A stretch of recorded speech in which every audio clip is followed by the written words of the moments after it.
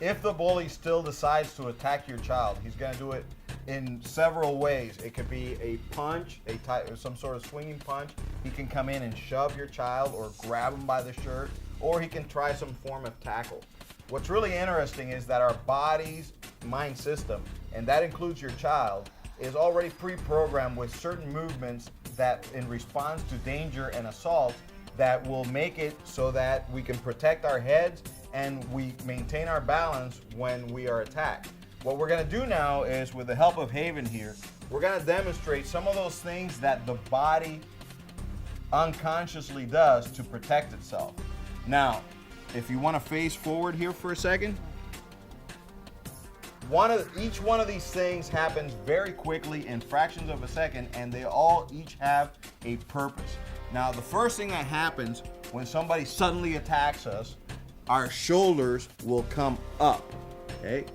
Now, the reason for that is that our head needs to be protected from being knocked out or unconscious.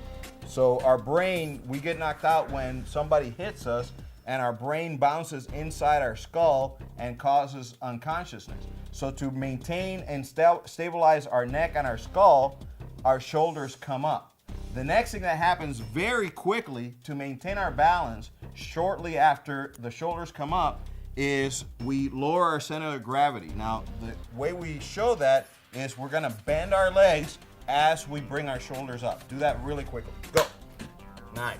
And the reason the body does that is because it wants to maintain balance. We all know that we fight better and protect ourselves better if we're standing up than if we're sitting on the ground or lying down on the ground. So the body wants to be able to maintain balance. And it also wants to be able to escape if necessary. So if I told you to run right now, it would be kind of hard to run if your knees are straight. But when your knees are bent, wouldn't it be easier to run that way? Yes. Absolutely. So that's one of the things. Our body prepares itself for motion by bending the knees. The next thing that happens is the hands will come up. The hands will come up either to protect the head, or they'll come up to push away the threat. So right now what we're going to do is the hands are going to come up just to protect the head. It's almost like you're going, oh no, right? Right. So I want you to do it very quickly. Ready? Go.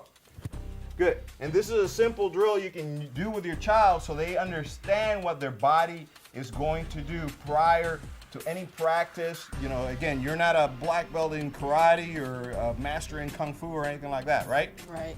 Very good. So ready? Go. It's a very simple exercise. Now, what I want you to do now is, instead of covering here, I want you to push something away when you do that. Ready? Go. Very good. Those two simple motions, pushing away, covering our head.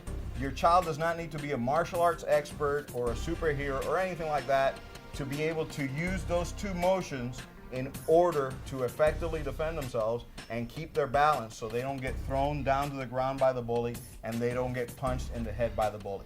Hands up to push away or to cover.